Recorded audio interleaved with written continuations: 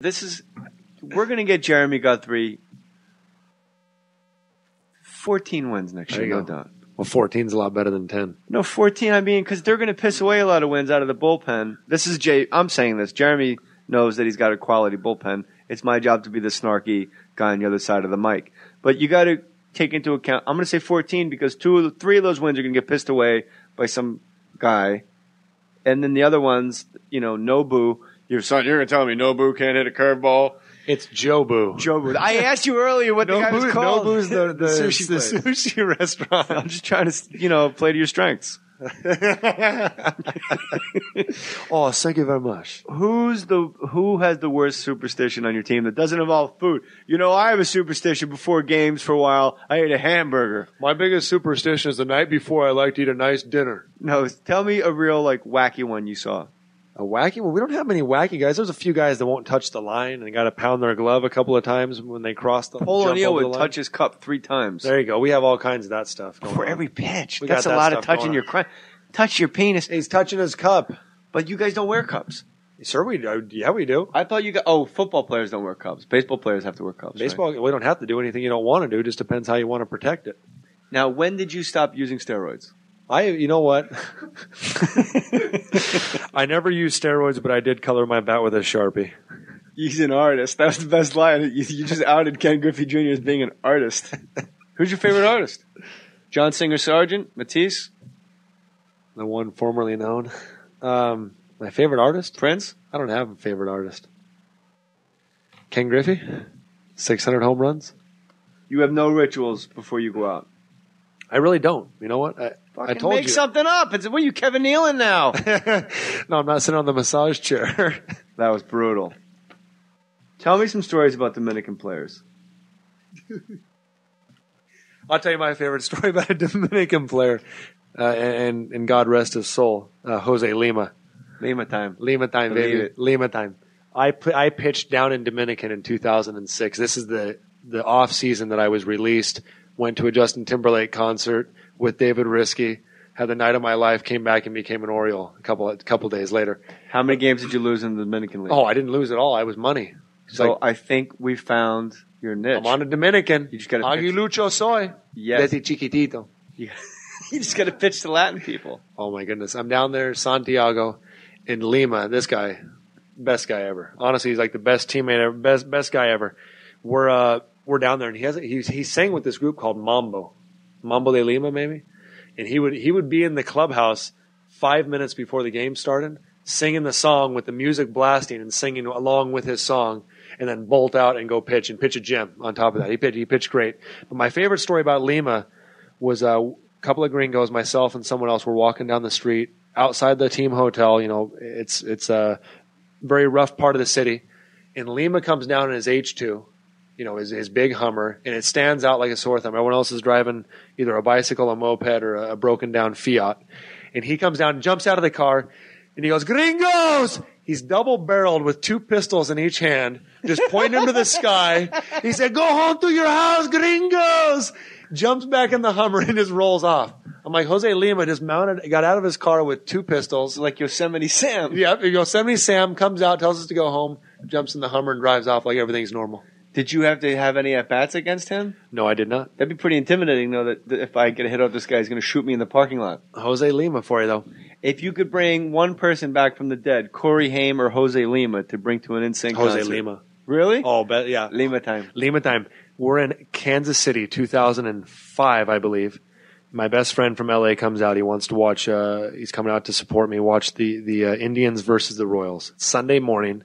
Jeez, what a barn burner. What a barn burner. It was sold out. Because the schedule said they had to. Yes, sir. The Royals that year would have the guys, or at least this game, would have the guys come out. David De Jesus. From Rutgers. Rutgers, I didn't know that. Scarlet Knight? That's right. They would have guys sign autographs in the stands before...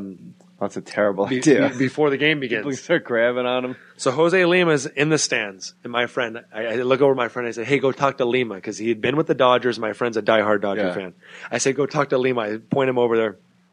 Gets in this long line, probably 50, 100 kids, and he finally gets up to the front. Or he skipped in front of everybody because he just wanted to talk to him. He didn't want an autograph. He didn't want a picture. He goes, "Jose, I'm a big fan of yours. And he goes, looks at me, he's like, hey, thanks, bro. He's like, yeah, I'm a big fan. I'm a Dodger fan. He said, you did something for this city that nobody did for 10, 15 years. You won us a playoff game. And my daughter was born that night. I was in the hospital. I watched you pitch a gem CG, and you brought us a win. He's like, wow, what a night. He says, what a night, man, what a night. And he goes, yeah. He said, you're my favorite pitcher ever for the Dodgers. And this guy at Lima just completely stops signing autographs, completely ignores every 5-year-old kid trying to get an autograph, and just keeps looking at him like he's reminiscing. What a night, what a night. He says, you were unbelievable. He goes, yeah, what a night, what a night. And he just stopped signing autographs. He stopped signing autographs and said, what a night, maybe 50 times. And my friend just kept feeding the fuel in the fire. Lima, you were unbelievable. You brought LA to its knees that night. What a night. What a night. He was on the Jim Rome show, and he said to Jim Rome, if I win 20 games, I'm going to give you my 20th win. Game ball? Uh-huh. And he did. And he won 20 games. I think it was the only time in his career he won 20 games. And he wrote to Jim, Lima time. Lima Believe time. it. Lima. So what's looking ahead? When you guys start, when you report, pitchers and catchers go early to spring training. Middle of February. You guys, baseball's a tough hustle. I always thought I'd wanted to be a Major League Baseball player. And then like I'm friends with Nomar. And then, like, every time you talk to the guys, like, in a mall in a different city, just killing time. Absolutely. The amount of travel is brutal. Ton of travel. When you just sit on a plane with these guys, aren't you, like, there's got to be guys, you're like, oh, my God. No, the plane ride, we play a ton of cards. Everyone, there's like a little card game going on. I like cards as much as the next guy, but I got to think, like, 4 years of one organization, I want to get traded just for new faces on the plane. Yeah, good point. Like, oh, man, if I could just be on the Tigers and play with Max Scherzer instead of Pad 5 something. Man, I'd love to play poker with Max Scherzer on a flight. You ever had any crazy plane stuff where you guys thought the plane was going down? No, thankfully, no. You guys fly probably every fourth day, pretty much. No, every week. Oh, shoot. Yeah, you're right. When we're on the road every third or fourth day, and then we're home for a week. So. And no problems. It's always easy going. Is it a charter jet? Does it say Orioles on the side? No, we don't have that. I heard you guys flying the Led Zeppelin plane, the original OG Led Zeppelin plane. The Tigers do have their own plane, though. They share it with the Red Wings. Has a nice Tiger plane on the side. Does it say Tigers on one side and Red Wings on the other? No, it says Tigers and Red Wings on both sides, I think. They should have Tigers on one side, Red Wings on the other, and then when they fly over, they would have to barrel roll to accommodate where most people's eyes were watching, people sunbathing on the shores of Lake Michigan. So what airline did you guys usually fly on? Continental. I flew in there last night. I took the red eye here to be with you. Well, thank you. Well, this is a lot of fun, brother. And you're the first sports person we've had on the podcast, and it did go well. Hey, well, I'm proud that's what you're going to ask me as soon as it's over. Well, you know what? No, I'm just going to assume it went bad, and I picked up my 18th loss. No, I'm telling you, 16 wins next year. What did I say? 14? No, it's up. It's going up. Keep talking. 18 wins. You know, I got to find. Look, well, Jay, let me make the same promise to you. If I win 10 games next year, I'm going to sign the ball and give it to you. No, it's 15. If I win 6 games next year, Jay, you will have that game ball. I'm writing it down right here. Put your name on it. Jeremy wins 15 games. That's next year. That's not to say you don't lose 22. You go out like oil can boy. This is a one-sided promise. I'm not talking anything about losses. Next year, that'd be what, 2012? Yep. Put my name on it right here. You got it. 15th game win ball. The scorecard, the jersey off my back, and the ball are all yours if it happens. You that for real? All of it. All of it. Are you serious? Pants too. Keep the jock, the cup, the glove. I don't want any of that stuff. The hamburger, I'll barf it up for you if I have a lucky hamburger in my system. Where are you going to keep this note? Let me ask you this. Carl Crawford was like the best player one of the best players in the American League. Then he goes to the Red Sox and he just takes a giant shit in his pants every time he plays. It might have been that lingering effect when we tried to pick him off and hit him in the midsection. You can't even say nuts? Well, I said nuts earlier, but can I get you to swear? No. Why not? Because I'm not going to do it on a podcast. Why? It's only up forever for free.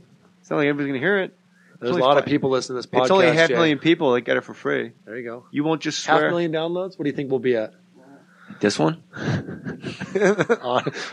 About 15, just like your wins. You won't just just say shit. Come on. You don't think right now your teammates are going, do it, man? They don't care. Is it just, all right, you know what? Will you say something for me before we leave? Write it down. Huge Orioles fan. You know, there's a comedian that's a huge Orioles fan. First of all, the the general manager of the Irvine Improv, which is probably one of my no Brea Improv. Brea is fun, but Irvine is like crazy fun. A lot of disposable income. People are very wealthy there. They come, they party. They come to like 3 shows in a row. Dan Godfrey is a Baltimore guy, huge Oriole fan, big fan of yours, and also the comedian Ryan Sickler is a huge fan of yours. Ryan Sickler? He's the worst comedian in the world. Period. Ryan Sickler is the worst comedian in the world. Jesus, this has been Mohr Stories. Thanks a lot.